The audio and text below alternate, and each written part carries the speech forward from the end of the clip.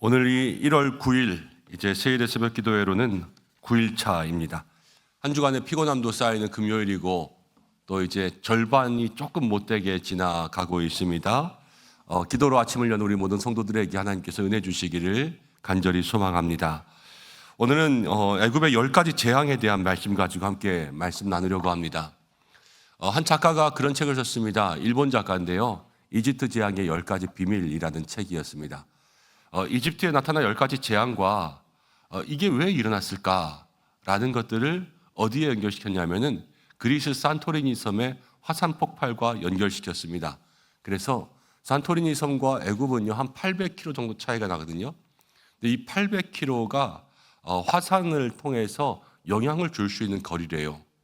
잘 모르겠지만 그런데 화산이 폭발하면서 이제 그 화산재 가운데 있는 철과 산성 물질들이 그 이집트의 강에 유입됐다는 거예요. 그래서 그 강이 빨갛게 변하기 시작했다는 거예요. 녹물 보면 빨갛잖아요. 그래서 빨갛게 변화되고 철분과 산성 물질들이 그 물 속에 들어가니까 거기서 개구리나 물고기들이 살기가 어려워서 다 도망쳐 나왔고 다 죽어서 폐사했고 그러다 보니까 포식자가 없어졌다는 거예요. 그래서 물 속에 있었던 유충들 이도 있고 파리도 있고 하여튼 모든 해로운 유충들을 잡아먹을 수 있는 포식자들이 없으니까 그들이 번성하게 됐다는 거예요. 그래서 아주 폭발적으로 늘어나서 그 곤충들이 나중에 엄청난 수가 많아지니까 먼저는 짐승들한테 다가가서 짐승들에게 병균을 옮기게 되었고요. 파리 같은 것들 지저분하잖아요. 그래서 그런 짐승들에게 돌림병이 들고 어쨌든 그 짐승들을 먹고 사는 사람들인데 옛날 사람들은 그 무슨 광우병이나 이런 병균에 대한 것들이 없잖아요. 그러니까 그것들을 먹은 사람들이 다 병에 걸리게 됐다라는 거예요. 그리고 화산재가 이제 하늘에 올라가서 많은 결정들이 뭉쳐서 떨어진 게 우박이 되고 그리고 우박이 막 떨어지다 보니까 이집트의 나머지 쪽에 남아있던 모든 메뚜기들이 이제 나일강 쪽에 있는 그 땅으로 다 옮겨가서 그 땅을 공격했고 마지막으로 모든 동서풍을 타고 화산재들이 다 옮겨가서 하늘을 덮었다는 거예요. 그러니까 이집트인들이 멘붕이 왔겠죠. 야, 큰일 났다. 그래서 맨 마지막은 장자의 죽음이잖아요. 여러분 가정 가운데 가장 다 중요하지만 그 당시에 가장 중요한 아들 그러면은 큰 아들이었잖아요. 그래서 왕부터 솔선수범한 거예요. 내가 큰 아들을 바쳐서 제사를 드려서 이걸 멈추겠다. 그래서 온 이집트인들이 다 큰 아들을 바쳐서 제사를 드려서 멈추게 했다. 이제 이게 모든 이집트 10가지 재앙을 풀어갔던 그 일본 시로 트레비나스인가? 하여튼 뭐 그런 이름이 있어요. 그 사람의 이론이었어요. 그런데 어쨌든 그 사람도 마지막에는 이런 자연 질서를 통해서 자연을 움직이시는 분은 하나님이시니까 하나님께서 역사하신다. 이런 말을 조금 남겨두기는 했어요. 기독교인이 아닌 것 같은데 기독교인들을 의식해서 너무 큰 비난이 있을 것 같다라는 그러한 마음이 들었는지 모르겠어요. 제목만 보고 책을 사서 읽었다가 괜히 읽었네. 그런 책이었습니다. 사람들은 이집트 10가지 재앙에 대해서 궁금해하고 그것들을 자연의 섭리로 과학적인 것들로 풀어서 증거를 찾으려고 합니다. 그렇지만 이미 옛날 우리가 고고학적인 증거들을 찾기가 어려운 것일 수도 있고요. 우리들에게는 너무 그것이 멀어요. 그러나 분명한 것은 무엇이냐면 이집트의 애굽의 10가지 재앙은 하나님이 하신 일이라는 거예요. 하나님이 하셨고 하나님은 살아계시고 하나님은 모든 것을 말씀으로 창조하시며 자연의 섭리를 움직이시고 전지하시고 전능하시고 영존하신 분이시기 때문에 하나님께서 마음 먹고 계획하시면 못하는 게 없는 줄로 믿습니다. 그래서 이 재앙이 어디로부터 시작됐냐 어떤 원리냐 이런 것들을 따지는 것보다 신앙은 하나님의 말씀을 말씀 그대로 있는 대로 믿는 거예요. 말씀대로 산다라는 것은 어떤 의미에서는 조용히 하는 거예요. 조용히 하는 것은 무엇이냐? 우리의 입을 닫는 거예요. 우리의 입은 닫고 하나님의 말씀만이 우리의 삶을 이끌어가게 하는 거죠. 때마다 시마다 하나님께서 이스라엘 백성들에게 성경 가운데 그런 말씀하셨습니다. 너희는 잠잠히 있어. 오늘 내가 너희에게 행하는 구원을 볼 것이다. 하나님의 역사가 있고 하나님의 살아계신 능력이 있고 그 앞에 사람은 잠잠하여서 하나님만 바라보고 그 말씀대로 살아가는 거죠. 사랑하는 성도 여러분, 하나님 살아계시는 줄로 믿습니다. 우리와 함께 하시고 모든 능력 가운데 뛰어나십니다. 이집트에 있는 10가지 재앙뿐만이 아니라 우리의 삶이라는 모든 역사가 다 하나님께서 행하십니다. 우리가 한 해 주님이 나와 동행하신다, 함께 하신다, 그렇게 고백하면서 우리의 삶에 하나님의 말씀대로 한번 살아볼 수 있는 귀한 은혜가 있기를 축복합니다. 그래서 말씀대로, 그리고 나의 마음, 나의 생각, 나의 주장들은 내려놓고 하나님 다 하신다 그랬으니까 우리의 모든 삶을 이끄신 대로 이끌려갈 수 있는 믿음의 삶이 되시기를 바랍니다. 우리가 21일 동안 출애굽기 40장을 다 보려고 하니까 이 10가지 재앙을 하나씩 좀 이렇게 뜯어서 봐도 그 속에 정말로 유익한 의미들이 있고 또 교훈들이 있는데, 그렇게 보기에는 뒤에 있는 내용들도 많고 해서 제가 작년 11월, 12월 이렇게 말씀 준비하면서 사실은 이 부분을 넣을까 뺄까 하다가 그냥 10가지 재앙을 다 하나로 합쳤어요. 그래서 오늘은 7장부터 읽었지만은 7장부터 11장까지가 10가지 재앙이거든요. 이 10가지 재앙을 하나씩 보는 것보다는 그냥 전체를 한 덩어리로 묶어서 이 10가지 재앙이 주는 그러한 은혜들을 우리 가운데 생각해 보려고 합니다. 10가지 재앙이 그렇죠. 먼저는 나일강이 피로 변했습니다. 개구리가 올라왔습니다. 또 이런 것들이 생겨서 모든 사람들에게 종기를 일으키고 피해를 일으키고 피부병들을 유발했습니다. 그 다음 파리 재앙이 일어났습니다. 모든 것들이 다 덮어서 정말로 파리가 엄청나게 많아진 거죠. 그리고 짐승들에게 먼저 돌림병이 생겼고요. 그리고 나서 사람들에게 악성 종기가 생겼고요. 그 다음 우박이 떨어지는 재앙이 있었고, 메뚜기 떼가 몰아드는 재앙이 있었고, 그 다음 흑암이 이집트를 다 덮어가지고 정말로 사람이 앞을 볼 수 없는 그런 재앙이 있었고, 마지막에 하나님께서 모든 심판의 그림자, 장자의 죽음으로, 큰아들의 죽음으로 이집트를 다 심판하셨습니다. 그리고 나서 이제 이스라엘 백성들이 출애굽, 엑소더스 하게 됐죠. 이것이 하나님의 역사였습니다. 우리가 먼저 생각해 볼 것이 있어요, 여러분. 왜 10가지 재앙일까요? 하나님께서 전지전능하시다 그랬잖아요.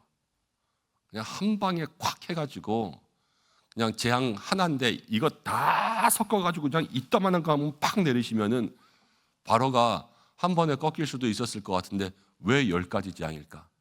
3개도 아니고 5개도 아니고 7개도 아니고. 일단 10가지 재앙 그러면 여러분 적지 않은 거예요. 그렇죠? 그래서 속담에도 그런 말이 있어요. 10번 찍어 안 넘어가는 나무 없다. 그 말은 어쨌든 넘어갈 때까지 계속해서 포기하지 않고 찍어보라는 그런 의미예요. 하나님께서 전지전능하십니다. 그렇지만 바로에게 10가지 재앙을 내립니다. 애굽에 10가지 재앙을 줍니다. 그런데 하나님께서 10가지 재앙을 주셨다라는 게 중요한 것이 아니라 더 중요한 것은요, 10가지 재앙이 내릴 때까지 바로가 고집 부렸다는 거예요.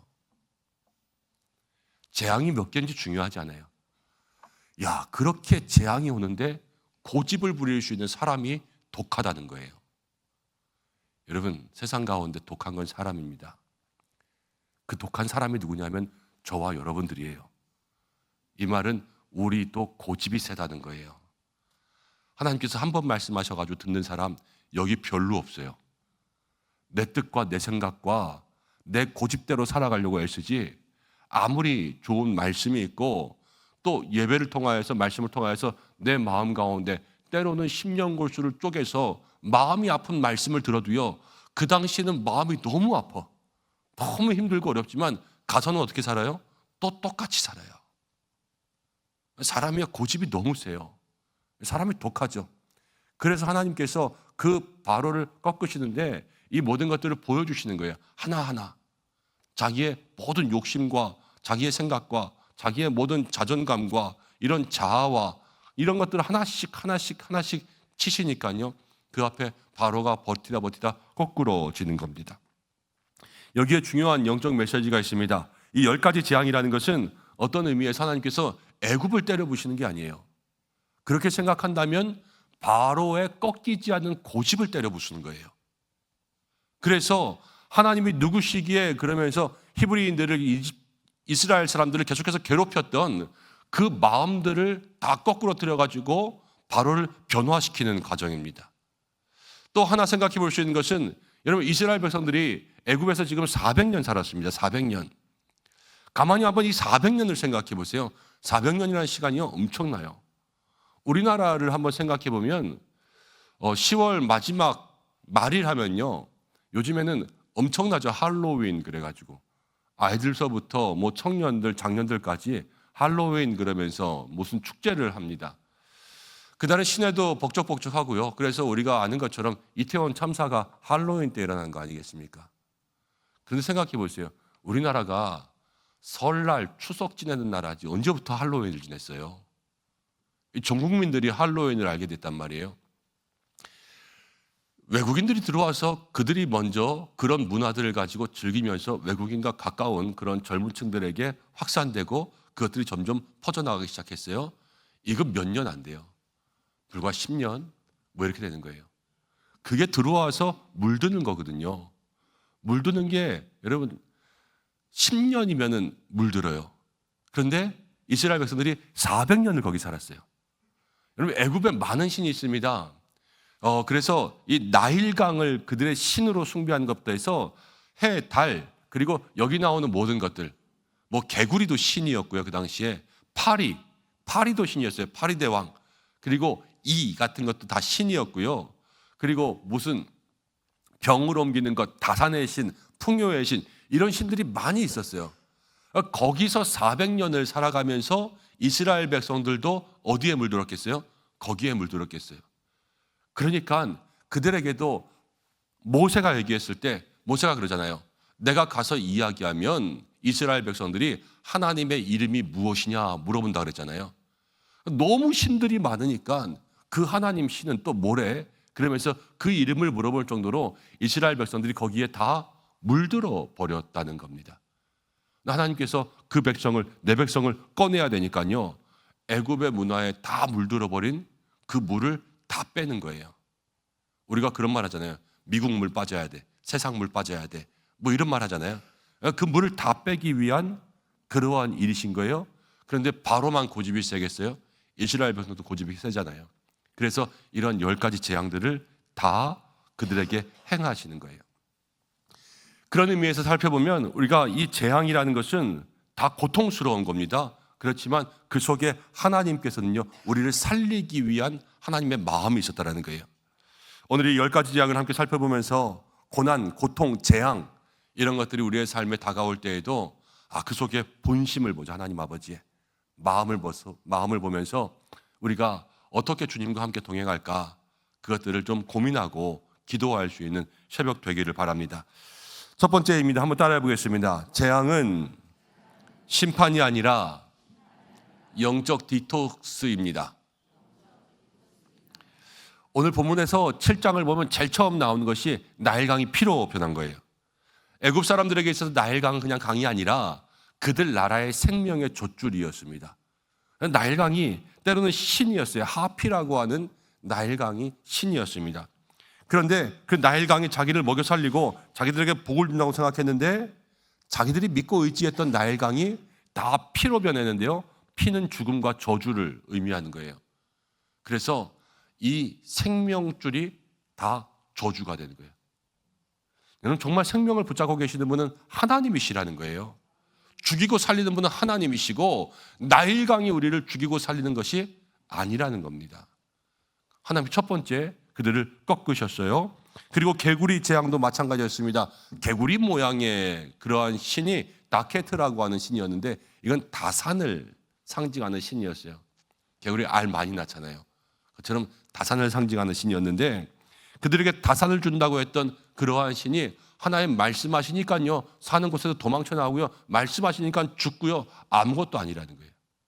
하나님께서 그 모든 것들을 깨닫게 하시는 거죠. 디톡스라는 것들 여러분들 아실 거예요. 우리 몸에 있는 독소를 빼는 거죠, 그렇죠? 그래서 뭐 음료 이렇게 마시기도 하면서 일주일 때로는 며칠 그것만 마시면서 이제 해독 작용을 쭉 합니다. 그런데 모든 디톡스들을 하면 대부분 겪는 현상이 있어요. 명현이라 그래가지고 처음에는 아파요. 어떻게 보면 알러지 반응이라고 생각하면 돼요. 안 하던 거 하니까요 몸이 조금 아프고 이상한 것들이 올라오는 거예요. 그렇지만 며칠 지나면은 디톡스가 되고 해독이 되면서 그런 모든 것들이 다 빠져나갑니다. 그리고 빠져나가면요 몸이 건강해지겠어요? 약해지겠어요? 건강해지겠죠. 이게 디톡스라는 거예요. 그런데 신앙생활에도요 영혼에도요 디톡스가 필요해요. 왜냐하면 바로에게는 고집이 있잖아요. 지금 이스라엘 백성들에게도요 애굽물이 들었잖아요. 그거 빼야 되는 거예요. 빼야 되는데 처음에는요 재앙이 온다라는 것은 아픈 거예요. 고통. 그 물을 빼기 위해서는 고난이 있는 거예요. 그렇지만 그 물을 빼고 나면 이제 거룩하고 순결해져서 하나님의 자녀로서 출애굽하여 예배자가 되는 삶을 살아갈 수 있도록 하나님께서 그렇게 예비하시는 거예요. 여러분 우리들에게도 영적 디톡스가 필요합니다. 애굽에 다 물들었던 이스라엘 백성들처럼 우리도 세상 가운데 물들었던 우리의 신앙이 있어요.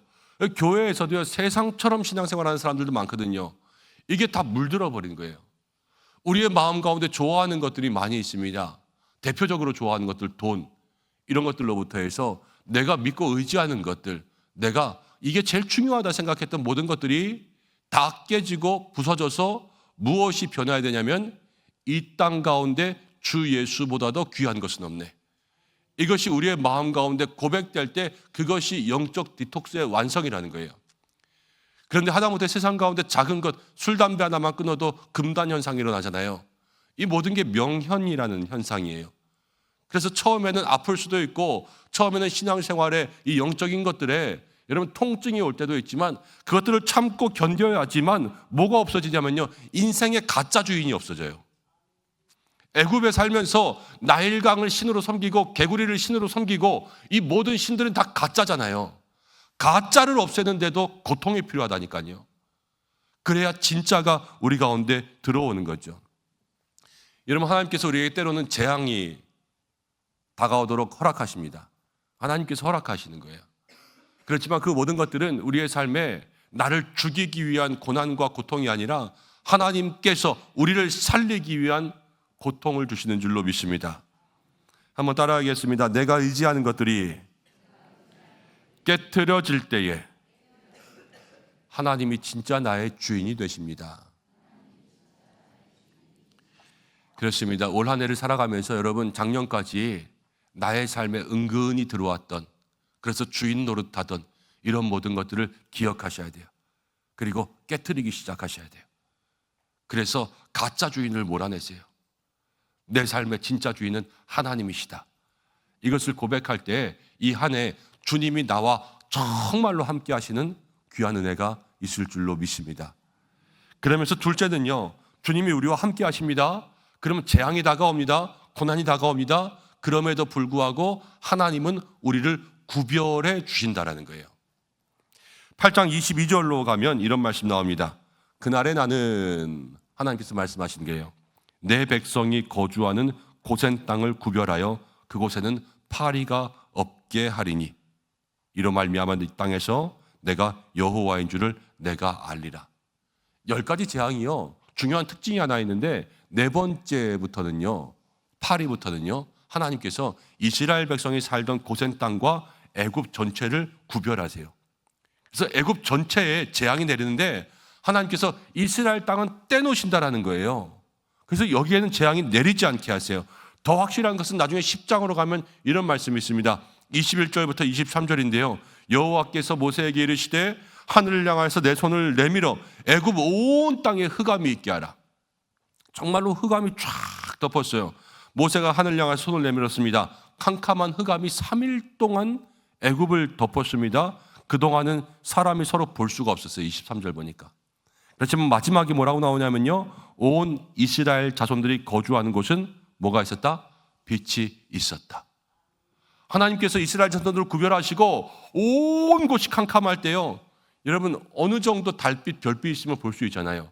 그렇지만 너무 캄캄해서 더듬지 않으면 살 수가 없는, 낮과 밤이 없는 그런 3일을 허락해 주셨는데, 하나님께서 이스라엘 땅들은 구별해서 거기에는 빛이 있었다는 거예요. 사랑하는 여러분, 이게 주님이 우리와 함께 하시는 거예요. 하나님이 함께 하신다는 것은 우리를 쏙 빼가지고요, 어디 다른 곳에 데려가는 게 아닙니다. 이 땅 가운데는 살아갑니다. 작년에도 올해도 우리는 똑같이 오남에 살아가고요, 양질이 살아가고 오람이 살아가는 거예요. 그렇지만 여기 살면서 애굽에 똑같이 살지만 모든 사람들은 어려울 때 하나님 그를 구별하시는 거예요. 다 안 된다고 할 때 되는 사람 있잖아요. 그것처럼 모두가 다 어렵다고 할 때 하나님이 우리를 구별하시는 그 삶, 그게 주님이 나와 함께 하신다라는 겁니다. 이 구별됨이 없으면 우리가 살 수가 없죠. 여러분, 태풍이 막 옵니다. 태풍이 정말로 큰 태풍이 와도요, 때로는 조용할 때가 있어요. 그때가 언제냐면 태풍의 눈이 다가올 때예요.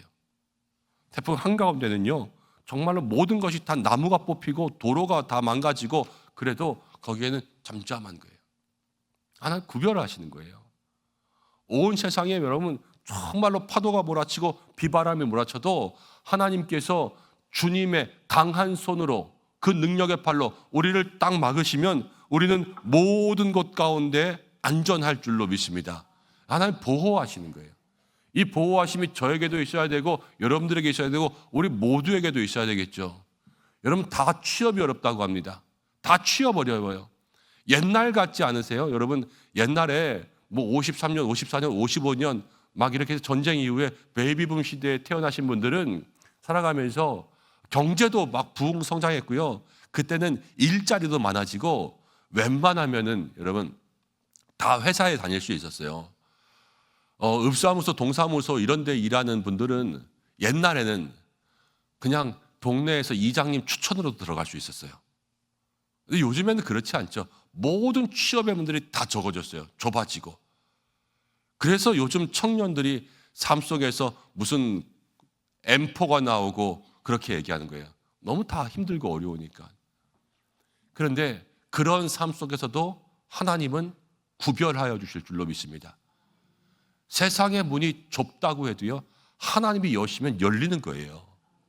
입시의 문도 그렇습니다. 여러분, 입시의 문이 좁아도 하나님이 여시면 열릴 줄로 믿습니다. 우리의 삶의 모든 것은요, 여러분 좁지 않아요. 하나님이 구별하시면 구별한 자리가 따로 있다는 거예요. 모든 취업을 하든 모든 입시를 하든 여러분 특별 전형이 있잖아요.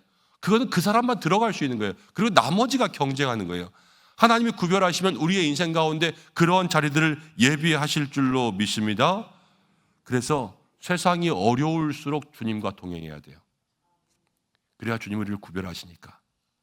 나 혼자는 살 수 없고 주님을 따라가고 주님이 예비하신 곳. 여러분, 한 해 동안 그러한 구별된 은혜가 있기를 주님의 이름으로 축복합니다. 그리고 10가지 재앙을 통하여서 마지막으로 한 가지 더 생각할 수 있는 것은 10가지 재앙이 우리를 다 없애기 위한 것이 아니라 우리를 살리기 위한 것, 이 애굽 물을 빼기 위한 것, 또 독한 사람들 고집 꺾기 위한 것, 이런 것으로 우리가 생각해 보자 말씀드렸잖아요. 그래서 하나님께서 그렇게 역사하시는 거예요. 바로가 10개를 다 견뎠어요. 10개를 견뎠다고 상 줄 게 아니라 독한 놈이라는 거예요. 이스라엘 백성들은요, 4번째부터 구별해 주셨어요. 하나님께서 그들에게 조금 더 다른 은혜를 주신 거죠. 여러분, 우리도 비슷한 일을 겪는다 생각할 때가 있습니다. 그때 기억해야 될 것은 하나님 앞에서 빨리 항복하는 길이 가장 빨리 승리하는 길이에요. 고집 부린다고 좋을 것이 없어요. 재앙이 첫 번째에서 10번째까지 가면서 이 얘기 가운데 가장 답답한 사람이 누구냐? 바로예요, 바로. 첫 번째, 두 번째 했을 때 아이고 이거 안 되겠구나. 우리가 할 수 있는 거 아니구나. 애굽의 마술사들로, 애굽의 술사들로 감당할 수가 없구나. 그러면서 바로가 빨리 손들었으면요, 이집트에 그렇게 많은 재앙이 있지 않았어요. 이집트가 완전히 다 망해버릴 지경이 되었다는 거예요. 여러분, 근데 바로만 10번 고집 부립니까? 우리도 살아가면서 10번, 20번 고집 부릴 때 많습니다. 여기도 가만히 보면, 우리도 생각해 보면 고집 센 사람들은 엄청 많잖아요. 저도 고집 세기로는 엄청 센데, 저도 이렇게 살다 보면은 진짜 목회자니까 또 성도님들에게도 이야기하기도 하고, 우리 목회자들에게도 함께 목회 코칭하기도 하고, 여러 가지들 이야기하지만 사람 잘 안 변해요. 그래서 오죽하면 그런 말 있겠어요? 사람 고쳐 쓰는 거 아니라고. 네. 안 변하니까 그런 거예요. 안 변하니까. 아무리 얘기해도, 좋은 것들을 이야기해도 변하지 않아요. 변하려는 노력이 없어요. 노력이 없다는 것은 저는 그렇게 얘기해요. 변하고 싶은 마음은 있냐? 마음이 있으면 뭐라도 할 거 아닙니까? 우리의 신앙의 근원을 살펴보는 거예요. 나는 정말로 하나님과 함께하고 싶은 마음이 있나? 있으면 뭔가는 할 텐데. 근데 왜 안 할까? 타성해졌고 이미 많이 물들어 버린 거예요. 매일 결심하는 게 있잖아요. 살 좀 뺄까? 이 생각은 떠나지 않지만 실제로 다이어트하고 운동하고 그런 사람이 몇이나 돼요. 살 뺄까 그러면서 매일 체중은 늘어가죠. 이미 거기에 다 타성에 젖어버린 그러한 우리의 육체의 삶처럼 신앙도 그럴 때가 너무나도 많다는 거예요. 저는 운전할 때 내비게이션을 잘 안 킵니다. 아는 길 있으면 그냥 가고, 또 길도 그래도 어느 정도 많이 알아서 아무리 먼 데를 가도, 먼 데 가시면 다 내비게이션 키시더라고요. 왜냐하면 도로 교통 상황도 알고 뭐 이렇게 카메라 같은 것도 알려주고 그러니까. 근데 저는 잘 안 켜요. 근데 옆에서 아내랑 같이 가다 보면 아내가 저한테 그거 좀 켜고 가라고, 그래야지 빠른 길 알려주지. 그래서 내비게이션을 켜요. 근데 켜도 제 마음대로 가요. 분명히 좌회전해서 가라는데 아니야, 여기가 더 빨라. 그래가지고 그냥 쭉 갑니다. 그럼 내비게이션에 그러죠. 경로를 이탈하셨습니다. 그러면서 삐삐삐삐 그러는데요. 도착 시간이 5시였다면 제가 그 길을 딱 가면 도착 시간이 5시 20분으로 늘어요. 그럼 속으로 생각하죠. 잘못 왔네. 그럼 돌아갈 수도 없어요. 그냥 20분을 더 고생하는 거예요. 이게 우리의 삶 속에서 보여지는 고집 부리면 고생한다라는 거예요. 바로가 그래요. 고집 부리니까 몸이 고생하는 거예요. 우리의 인생이 날마다 그렇습니다. 여러분, 때로는 경고등이 켜질 때가 있어요. 어떤 경고등이냐? 건강의 경고등, 물질의 경고등, 신앙도 경고등이 켜지고요. 인간관계도 경고등이 켜져요. 경고등이 켜졌을 때 그 인간관계를 바로잡아야지, 그때의 그 관계를 바로잡지 못하면 그 사람과 이 사람과의 관계는 물 건너가요. 이제는 평생 남남인 거예요. 부부들도 그렇잖아요. 때로는 갈등이 있습니다. 그럼 화해 조정 기간이 있잖아요. 이게 경고등이에요. 그때 조정해야지, 그렇지 않으면 남남 갈라지는 거예요. 여러분, 그때 우리가 할 수 있는 일이 무엇이냐면 주님께 이야기하는 거예요. 주님 뜻대로 하겠습니다. 항복이죠. 항복하는 것이 우리의 모든 것들을 살릴 수 있는 가장 좋은 빠른 길이라는 거예요. 때로는 부모를 이겨먹는 자식이 있습니다. 여러분, 그 이긴 거 아니에요. 그렇죠? 자식이 자식 노릇 못한 거죠. 또 부모는 져서 졌겠습니까? 져주는 거죠. 그거 이겼다고 좋아하면요, 세상에서 저 나쁜 놈 불효자식밖에 못 듣고요, 나중에 정말로 호적에서 파가야 돼요. 우리가 하나님을 이겨먹을 수가 없어요. 하나님을 이긴다라는 것은, 여러분, 내 고집으로 하나님의 말씀을 이긴다라는 것은 천국에서 멀어질 각오를 하셔야 돼요. 하나님 나라에서 멀어진다.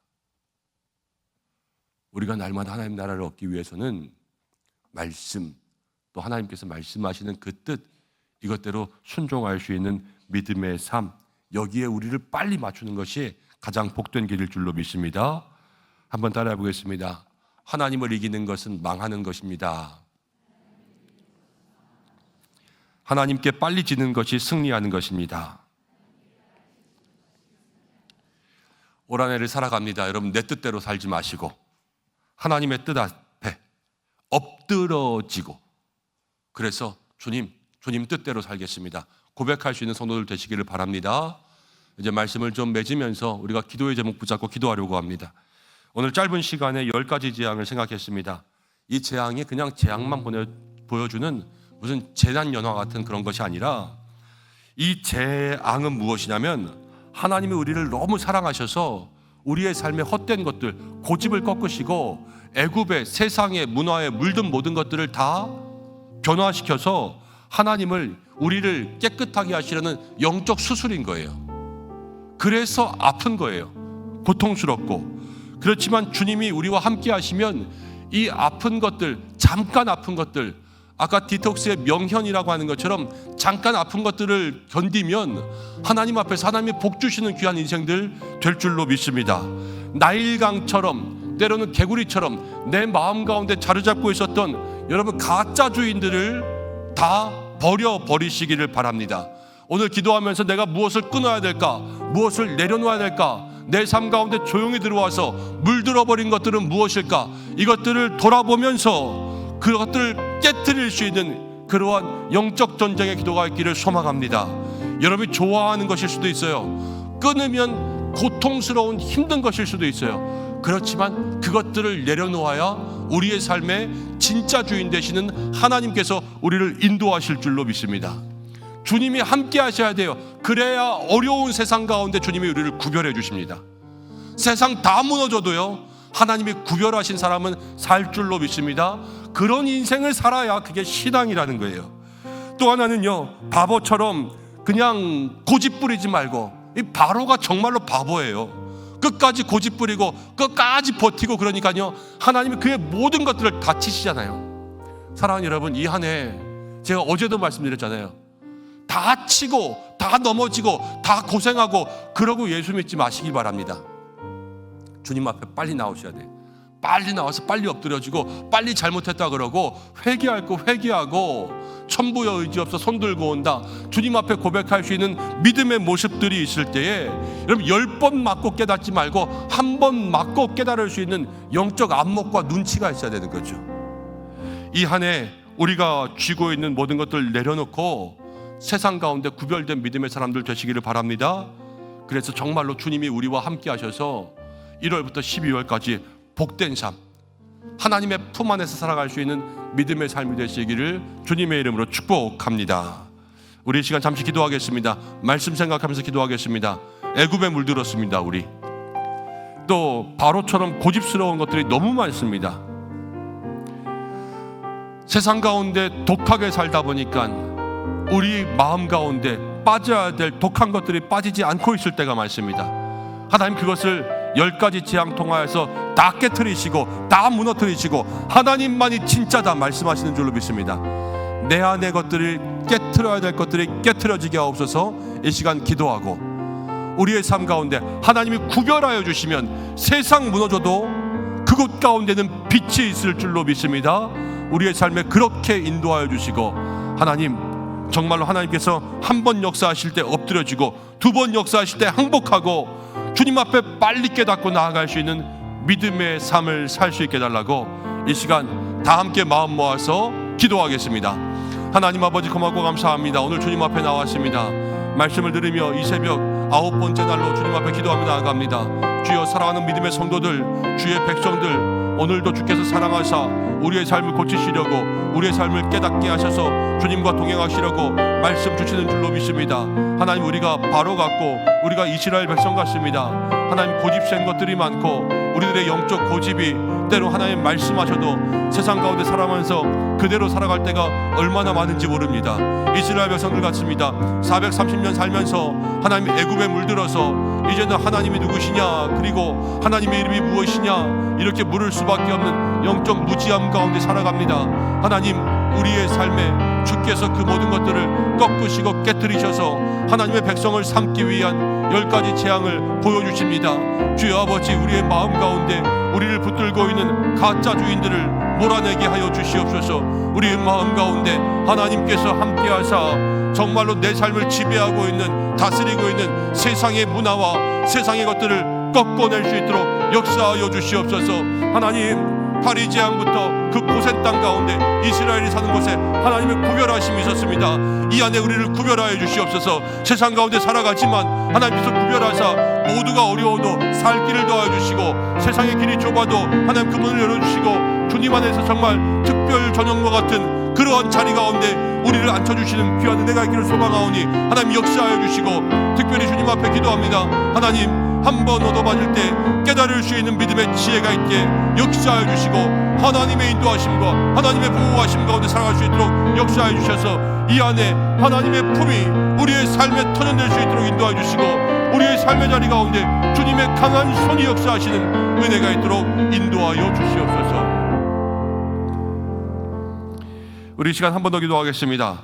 우리의 삶을 위해서 기도할 때에 올 한 해 여러분 우리의 입술을 위해서 기도하겠습니다. 입술이라는 것은 언어 생활을 얘기합니다. 말을 이야기합니다. 한 해 동안 우리가 살아가면서 정말로 하나님 주시는 믿음의 말을 할 수 있는 성도가 되게 해달라고 기도하기로 원합니다. 작년 한 해를 살아가면서 여러분 제일 많이 상처받은 게 무엇입니까? 말 때문에 상처를 받고, 말 때문에 상처를 주고, 말 때문에 오해가 있고, 말 때문에 시험을 들고, 말 때문에 우리의 마음이 돌아설 때가 얼마나 많은지 모릅니다. 하나님, 이 한 해 우리의 가정의 아름다운 말, 나의 삶의 아름다운 말, 우리 교회의 아름다운 말, 정말로 하나님께서 우리의 마음과 입술과 말과 모든 것들을 주관하시는 그러한 한 해가 될 수 있도록 해달라고 우리 시간, 우리 한 해의 언어 생활을 위해서 잠시 기도하겠습니다. 하나님 앞에 기도하고 감사합니다. 우리가 이 시간 간구하며 나아갑니다. 우리의 입술을 지켜주시옵소서. 우리의 마음을 지켜주시옵소서. 언어 생활을 주께서 지켜주시옵소서. 작년 한 해를 돌아봅니다. 말로 인하여서 얼마나 많은 상처를 얻는지요. 말로 인하여서 하나님 아버지 우리가 얼마나 힘들고 어렵게 되었는지요. 주께서 인도하여 주셔서, 역사하여 주셔서 하나님의 귀한 은혜 누릴 수 있도록 인도하여 주시고, 주여 우리의 말을, 입술을 주관하여 주시옵소서. 이 혀를 주관하여 주시옵소서. 사람 살리는 말, 사람 세우는 말, 하나님 아버지 모두에게 능력되는 말을 전할 수 있도록 인도하여 주시고, 사람을 상처 주거나 시험에 빠지지 않게 주께서 인도하시고, 우리의 가정 가운데도 아름다운 말이 있어 남편은 아내에게, 아내는 남편에게 선하고 좋은 말들을, 부모가 자식에게 좋은 말들을, 자식이 부모에게 좋은 말들을 할 수 있도록 인도하시고, 우리의 일터에서도 말이 아름다운 사람 될 수 있도록 인도하시고, 우리 교회에서도 하나님 말이 아름다운 사람 될 수 있도록 주께서 인도하여 주시옵소서. 그래서 주께서 함께하시는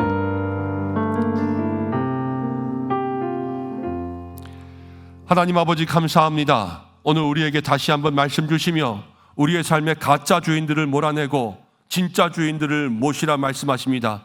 때로는 고통스러운 10가지의 재앙과 같은 고난과 같은 일일 수 있으나, 그러나 바로를 꺾고 이스라엘 백성들에게 하나님 세상에 물든 것 다 빼고 하나님 내 백성이라 말씀하시는 그러한 은혜처럼 우리들에게도 영적 디톡스가 필요하고, 주여 세상 가운데 내려놓는 것이 필요한 줄로 압니다. 주님, 이 한 해 주님이 우리의 진짜 주인 되시기 위해서 내 삶에 가지고 있던 것 깨트리게 하여 주시옵소서. 하나님, 고통스러워도 주님이 우리와 함께 하시기 시작하면 세상 가운데 다 흑암이어도 하나님께서 말씀하시는 곳에 빛이 있을 줄로 믿습니다. 우리의 삶에 구별된 은혜를 더하여 주시옵소서. 하나님, 주님 앞에 빨리 항복하게 하시고 빨리 엎드리게 하셔서 고집부리지 않는 삶으로 주님의 품 안에 살아갈 수 있도록 축복하시고, 이 한 해 우리의 말과 우리의 모든 언어를 주관하셔서 가정 가운데 사랑스러운 말, 아름다운 말, 서로를 격려하는 말이 있게 인도해 주시고, 믿음의 대화가 있고 직장 생활 가운데서도 말이 아름다운 사람 될 수 있도록 인도해 주시고, 우리 교회도 하나님 말로 인하여서 시험 드는 일 생기지 아니하도록 모두를 주관하여 주시옵소서. 부모가 자녀에게 아름다운 말을 하며 형제들 간에 우애 있는 말을 하며 자녀가 부모에게 공경하는 말을 할 수 있는 믿음의 모든 사람들 되게 하여 주옵소서. 특별히 오늘 우리 예꼬 사무엘 축복합니다. 하나님, 귀한 자녀들, 우리 선생님들, 우리 부장님, 또 모든 전도사님들 한 분 한 분 붙들어 주셔서 다음 세대를 위한 귀한 일 가운데 하나님께서 붙들어 주시고, 아이들에게는 믿음과 명철과 지혜와 거룩한 인성과 영성과 지성과 감성이 있게 하나님 축복하시고, 주님 앞에 자라가 하나님 어렸을 때의 신앙이 모세처럼 온 애굽의 40년을 이길 수 있는 믿음의 삶이 될 수 있도록 역사하여 주시고, 건강하게 하시고, 하나님 선생님들에게는 모든 것들 감당할 수 있는 명철 지혜 부어주시고 아이들을 위한 모든 일을 섬길 때에 축복의 자리가 되게 하여 주시옵소서. 오늘 우리 모든 성도들에게도 동일한 은혜 주시고 오가는 길 출퇴근합니다. 하나님 지켜주시고 세임 주시고 피곤치 않게 하셔서 21일 끝까지 승리할 수 있도록 역사해 주시옵소서. 이제는 우리 주 예수 그리스도의 은혜와 하나님의 사랑하심과 성령의 인도 교통하심이 나의 모든 것 내려놓고 주님 앞에 나아가 참 주인 진짜 주인 되시는 하나님 앞에 구별된 삶, 항복하는 삶, 말씀대로 사는 삶을 살기 원하는 우리 은성의 모든 성도들, 머리 숙인 주의 백성들, 가정과 일터 위에, 기도의 제목 위에, 새일의 특별 새벽 기도회 위에, 우리의 자녀들 위에 항상 함께 하시기를 간절히 축원하옵나이다. 아멘.